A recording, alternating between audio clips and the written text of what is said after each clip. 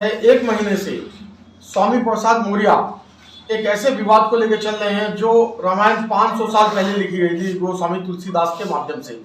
वो गोस्वामी तुलसीदास को दलित विरोधी, महिला विरोधी बता के रामायण की चौपाई को खत्म करने की बात कर रहे हैं। और पूरा देश एक महीने से सोशल मीडिया के माध्यम से, टीवी के माध्यम से इसी विवाद में फंसा हुआ है। कुछ लोग इसके पक्ष में हैं, कुछ लोग इसके खिलाफ में हैं, लेकिन देश किसी दूसरी चीज के लिए नहीं सोचा है, केवल इसी चीज के लिए सोचा है। आइए हम इसी सोच के लिए, इसी बात को लेके प्रोफेसर पीके सिंह की राय जानते हैं। वास्तव में इस देश में संवादहीनता एक गलत मोड़ से जा रही है। कोई भी व्यक्ति अपने क्षणिक लाभ के लिए सच्चाई कहने को तैयार नहीं है, सच्चाई उगलने को तैयार नहीं, क्योंकि सब लोग राजनीति के चक्कर में, वोट के चक्कर में पड़े हैं। गोस्वामी तुलसीदास जी पूरे विश्व के ऐसे व्यक्ति हैं जो कैरेक्टर ऑफ राम के चरित्र को ही दुनिया में दृष्टिगोचर किए, लोगों तक पहुंचा है। जो रामलीला होती है उत्तरी भारत में से दक्षिण भारत लिए दिए ही नहीं, पूरे विश्व में रामलीला का काम होता है। चाहे बाली हो, तिवनाग हो, तुमैको हो, 8-10 देशों में रामलीला होती है, जहां राम के गुणों से लोग सीखते हैं। कैरेक्टर ऑफ राम को विश्व का आधार बना करके लोग अपने बच्चों को शिक्षा देते हैं कि मेरा बालक राम जैसा हो जाए, मेरी बेटी सीता जैसी हो जाए। ऐसी कैरेक्टर जहां है, वहां पर क्षणिक लाभ के लिए, अपनी पार्टी के लाभ के लिए, वोट के लिए स्वामी प्रसाद मौर्य जी ये एक नया विवाद शुरू कर दिए हैं। तो ये सब ऐसा नहीं है। तुलसीदास किस परिवेश से, किस बहाव में लिखे हैं, उसको ये पहुंच समझ नहीं पा रहे हैं और अवधि के पहुंच से बाहर भी हैं। अवधि भाषा को पूरा जाने बिना उतारना का क्या अर्थ होता है और शूद्र किस व्यवस्था के लिए कह रहे हैं, वो किसी जाति को इंडिकेशन नहीं है। तो यही बात इसमें है। न उन किसी नारी को कहते हैं, नारी तो उनके लिए हमेशा महानतम रही हैं। वो तुलसीदास जी ने सीता का कितना सुंदर वर्णन किया है, माता पार्वती का वर्णन किया है, शिव विवाह का सुंदर वर्णन किया है। शिव जी वास्तव में जब दूल्हे के रूप में गए थे तो वो उस परिवेश में नहीं थे जितनी सुंदर माता पार्वती थी, लेकिन उसी विवाद उन्होंने लिखा है। विश्व के अतिशोक्ति अलंकार का सबसे सुंदर माना गया।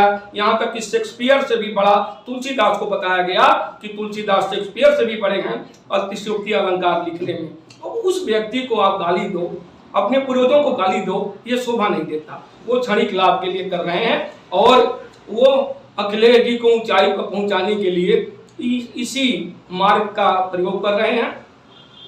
सिंह साहब, जैसे वो रामायण की चौपाइयों को हटाने की बात कर रहे हैं, तो क्या आप उससे सहमत हैं?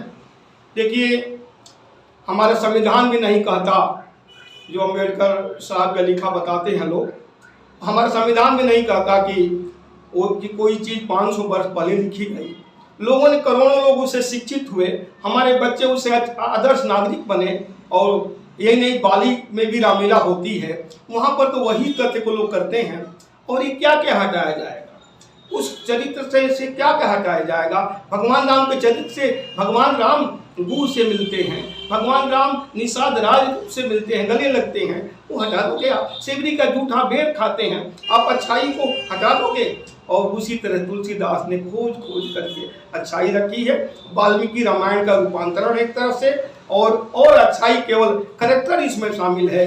वो रामायण का मतलब राम का घर, और रामचरित्र मतलब कि राम का चरित्र, कैरेक्टर ऑफ राम है। उसमें लक्ष्मण का चरित्र है, सीता माँ का चरित्र है और उर्मिला का चरित्र है। सबके चरित्र पढ़िए ना, आप आगे बढ़िए। तुलसीदास ने तो इसीलिए आपको समर्पित कर दिया है, परोस दिया है। खाना परोसने वाला दोषी नहीं है, और अच्छे अच्छे व्यंजन दिया है आपको, आप लाभ लीजिए उनसे। आप मौर्य के चक्कर में और अखिलेश जी के चक्कर में मत पड़िए। अच्छा, जैसे स्वामी प्रसाद मौर्य जो है समाजवादी पार्टी में है और वो लगातार रामचरितमानस के खिलाफ बोल रहे थे। लोगों को लगा कि अखिलेश यादव उस पर कहीं ना कहीं विवाद में उसमें कूदेंगे और स्वामी प्रसाद मौर्य को चुप करवाएंगे, लेकिन अखिलेश यादव ने उनको राष्ट्रीय महासचिव बना के अपने आप को शूद्र बता के इस विवाद में और ज्यादा घी डालने का काम किया। उसके बारे में क्या कहते हो?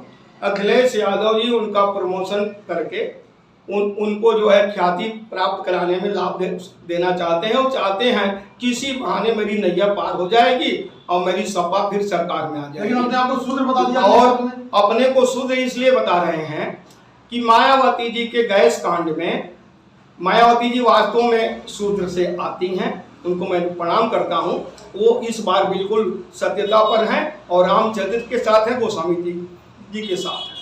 लेकिन शूद्र कही जाने वाली या शूद्र परिवार से आने वाली मायावती को किसी ने प्रताड़ित किया है इस हिंदुस्तान के अंदर, तो समाजवादी पार्टी ने किया है। और वही समाजवादी पार्टी अपने को झूठा शूद्र बता रही है वोट के लाभ के लिए। अब मैं पूछना चाहता हूं कि शूद्र के वो जो शूद्र बिटिया थी मायावती जी, इस देश की बिटिया थी, उसको 2-2 बार गद्दी पर बैठाने में वही सवर्ण लोग थे, चाहे वाजपेयी जी हों, चाहे लालजी टंडन जी हों, चाहे जो भी लोग हों, उन लोगों ने सहयोग दिया उस बेटिया को कि एक शूद्र व्यक्ति भी इस प्रदेश का मुख्यमंत्री बन जाए। 2-3 बार बनी भी, लेकिन ये झूठ है। और एक नया वो लगा रहे गंगा जल से घर धोया गया, मुख्यमंत्री जी आए, ये तो होता है। जब कोई दूसरा किराएदार आता है तो उसको घर साफ किया जाता है, सफाई किया जाता है, हम लोगों के घरों में भी होता है, इसमें कोई बड़ी बात नहीं। इसको उल्लेखित मत करें स्वामी प्रसाद मौर्य जी और मौर्य जी, जातवाद मत कीजिए। आप अगर अशोक आप लोग मौर्य इसलिए लिख दिए हैं कि चंद्रगुप्त मौर्य और अशोक के परिवार के बताते हैं। अशोक तो यहाँ बहुत दिन तक राजा रहे, या तो आप राजा के खानदान के हो जाइए या मूली उखाड़ने वाला कोयली हो जाइए, सब्जी बेचने वाला हो जाइए, एक लाइन पर खड़े रहिए। या तो आप अपने को बैकवर्ड कहिए या मौर्य परिवार का बड़ा वंशज कहिए, कि दोनों में से एक कर जाइए। आपको कोई दबा नहीं रहा है। आप मिथ्या तुल्य कह करके वोटों का लाभ लेना चाहते हैं, ये ध्रुवीकरण नहीं होने दिया जाएगा। चौपाइयों को हटाया नहीं जाएगा जैसा कि मौर्य जी मांग कर रहे हैं। राम हमारे आदर्श हैं, राम विश्व के आदर्श हैं। रामायण हमारी एक प्रयोगशाला है, हमारी एक बुक है, हमारा लेसन है, हमारा पाठ्यक्रम। कृपया आप S4 न्यूज़ चैनल को सब्सक्राइब करें।